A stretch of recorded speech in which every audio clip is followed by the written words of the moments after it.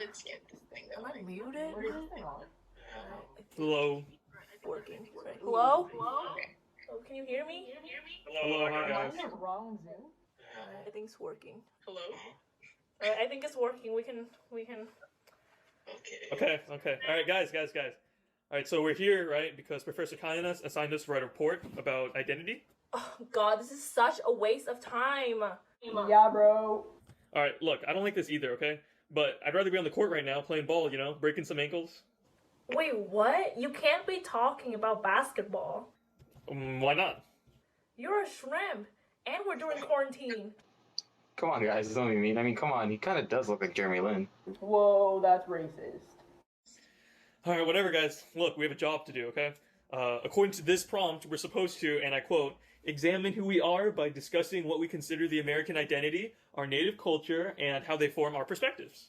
God, this is such a boring prompt. I mean, examining Peter sounds kind of gross. Professor Kainas' prompt is not that boring, okay? It's actually a pretty nuanced topic. Have you been listening in class about when we talk about stereotypes and culture clash? These are really complex ideas that affect all of us. Okay, Socrates, you tell us. How do you want to do this? Okay, so probably the first thing we need to do is introduce who we are and our background. I'll start. I'm Peter. I was raised here in Garden Grove, California. But where are you really from, Peter? I just told you, I'm from Garden Grove. No, but Peter, you look too much like Pikachu to be from here. Where are you really from? If you're asking me where my parents are from, they're from Vietnam. I knew it! Hey, Peter, why did people hate Ho Chi Minh? Because he was annoying. You think you're so funny, don't you? I just love to make people laugh. You're not even from here, huh? No. You know what? I make fun of your fobby English here, but you actually sound exactly like Hannah Montana. If you could just... Yes, sir, Captain America. I'm Ellie. I'm from Saigon. Oh, like Little Saigon in Westminster? No, like Saigon, Vietnam. Okay, what about you, man? Me? I'm James. James Aranda. I was born here, so I guess I'm American, but I'm also Filipino and a little Korean. A little Korean? You mean like how they put bulgogi in burritos and charge you like 20 bucks? Nah, I mean, my father was half Korean and half Filipino. My mom's full Filipino. Oh, what's been going on? Okay, alright. I'm Pia, short for Sophia. I came here when I was in elementary school from a land of bootleg fashion, crazy drivers, and loud conversations. Where's that? Obando Bulacan, that's the Philippines. Oh, crazy drivers and bootleg fashion? I thought you were talking about Garden Grove, California. Yeah, okay. Our names and where we're from is a good start, but for this assignment, I think we're supposed to look at identity a little deeper. Thanks for mansplaining that to us, Peter. Okay, whatever. Look, maybe we can start by discussing one of the concepts from class, like racism and the idea of the other. The other what? No, the idea of the other. You guys know what that is? I know. It's the idea that you're always a foreigner, that you'll never really belong because you're the other person, a stranger because of your differences. I know what that's like. There was this one time I was welcoming international students in high school. There was a Filipino who acted like we were super close. He was like, Hoy, ate, Filipino ka ba? and my friends were like, Pia, what does that mean? Is that how you speak your language? Is that Tagalog?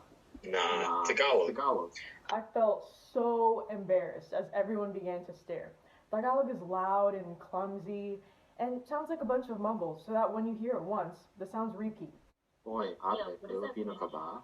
Hoy, ate, Filipino ka ba? Now you're caught in two worlds, and all you want to do is get out, get out, get out. So I told them in English, hoping that they'd get the hint. Hey guys. You can't speak that language here.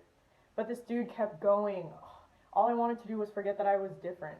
Then I realized in this world, when you're a minority, white people will make you feel like who you are is bonkers. And that's the thing about people who are from here. They'll never really understand what it's like to be the other because when they watch those superhero movies, the news, the politicians, they see themselves. They don't see my face. That's right, Asian pride! That's so stupid. Wait, what'd you say? I said, that's so stupid. How is standing up to the people who make you feel bad about who you are stupid? Look, I don't have a problem with that. I have a problem with you pointing at white people as being the only problem. You know, I'm Filipino too, and I don't go going around looking at every white person angry that they're judging me for the way I act. You know what that actually does make me feel bad about who I am? Who? I call them tita, tito, ate, kuya. What's, He's saying uncles, aunts, cousins. Oh, they're Filipinos. You see, I was born here.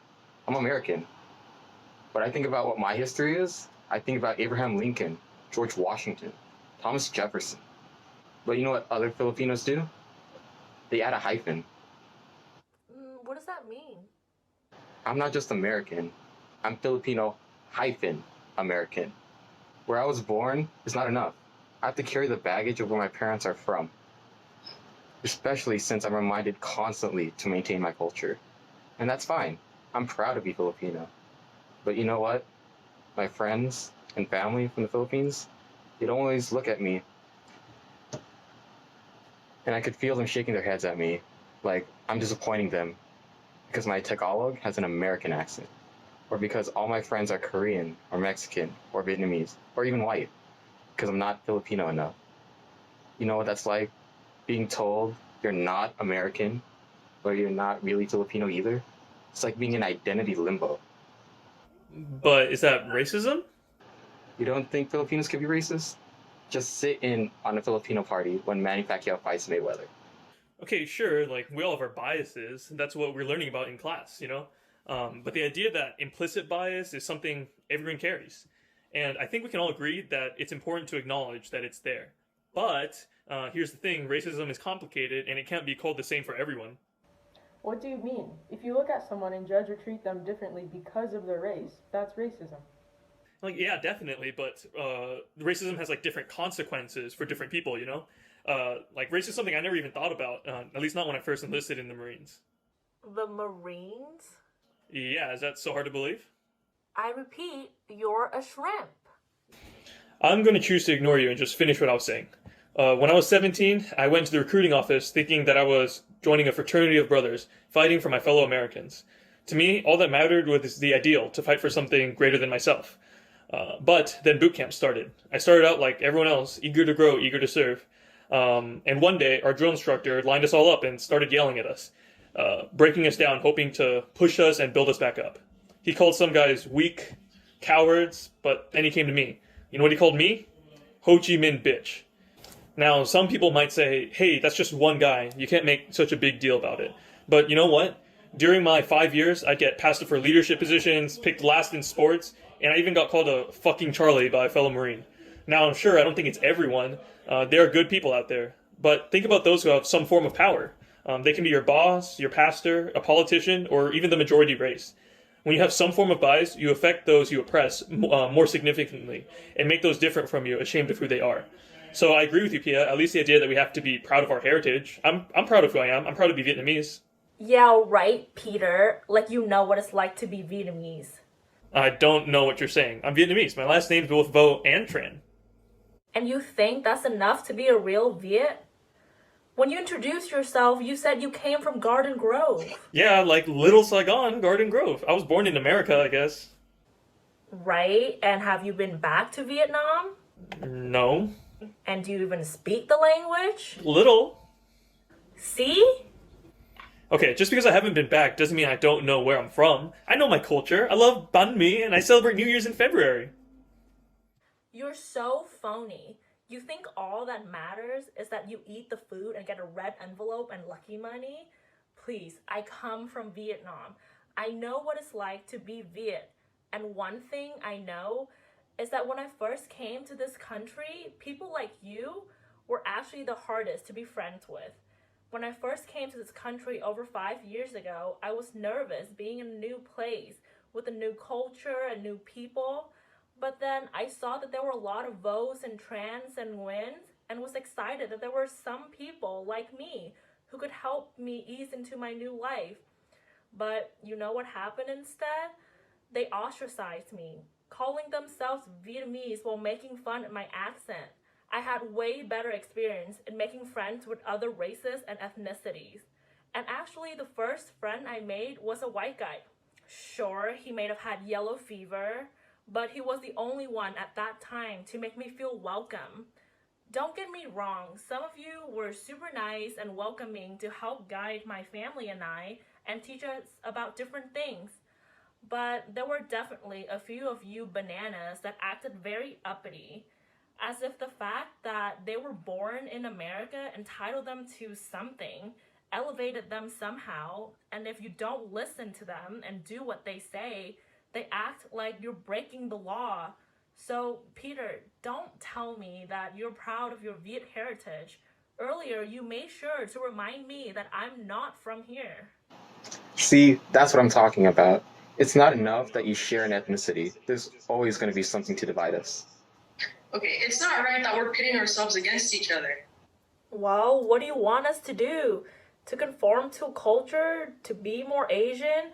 Be more Asian American? How do you do that? Do you take a class? Well, maybe, What?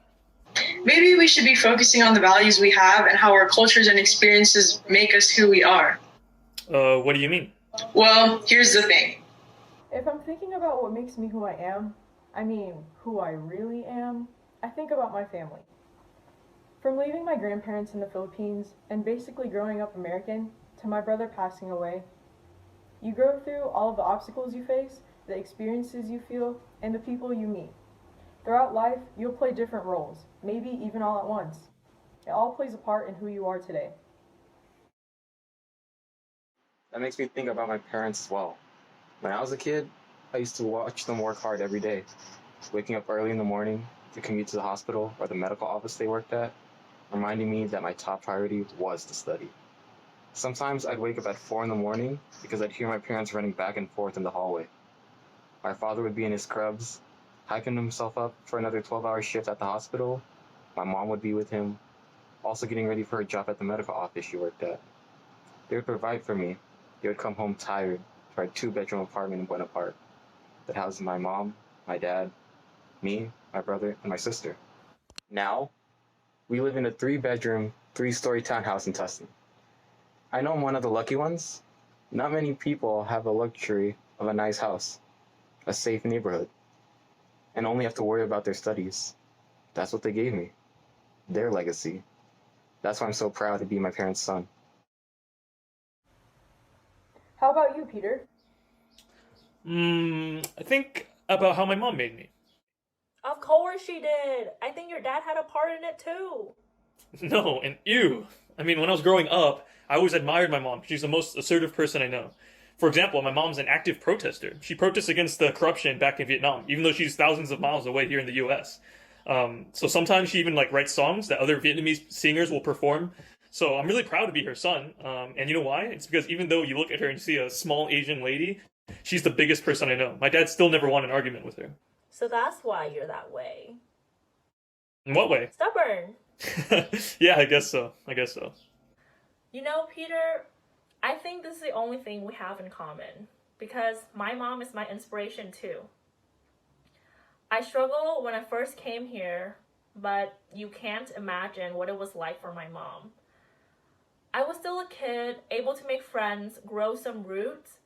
My mom, though, she left her roots when she brought me and my brother here to give us a better life. She's like a grown tree in new soil, but you know what she does now? She takes ESL classes, so she could find a way to make it work here for her and for us. It's so funny, you know, when I study for my exams, I'll be at the kitchen table in our apartment and with my books spread out all over the table, and she'll come in like the typical Asian mom and that she'll bring me cut of fruit on a plate, but then after that she'll walk to the other side of the table and lay her books on it and start studying with me. And to me, my mom is my best study buddy because no matter how hard things get, I look at my mom who keeps studying when it's pitch black outside, and I know that I'll have the strength to keep going. Who we are is not just a race. We are the result of a billion interactions from everyone around us. We're individuals. Built of a million experiences that break us down and build us up. And we are defined by what we pursue and the goals we hope to achieve. Some of us want to be psychologists. I want to be a nurse. I know. I want to be a doctor. And some of us don't know what we'll be doing in the future. We don't have to be defined by the categories we identify with. We are not a monolith. We're individuals with diverse stories that will break your heart. Make you laugh. And make you proud. Stories that will tell you who we truly are. I'm James. I'm Pia. I'm Peter. I'm Ellie. And this is us, America! America. Yes! Let's go.